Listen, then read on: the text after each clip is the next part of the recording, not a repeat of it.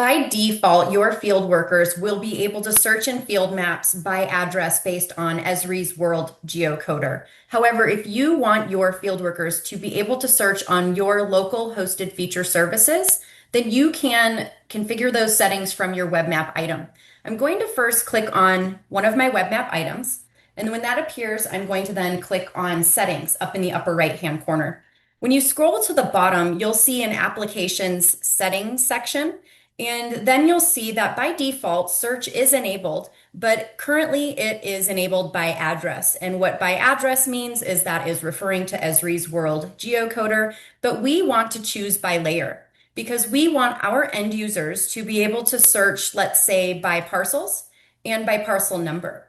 If we allow them to search by parcel number contains, then that means that our end users can put in partial parcel numbers and receive a list of results. We could constrain that even further to say that we need our end users to put in the entire parcel number, but that's not really friendly for our end users because partial numbers can still give them what they need in a quicker, timely manner.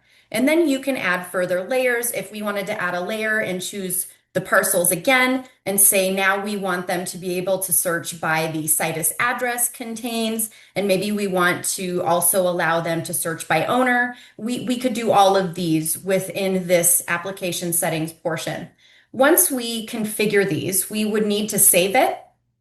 And then after we save this is when we would then go in and start creating our offline map areas. If our end users are right now collecting in online mode, then these search settings will automatically be applied and they'll be able to do that immediately. But if we have just modified or added search on different layers within our map, then we either need to recreate or create those initial offline areas if our end users are going to be working offline.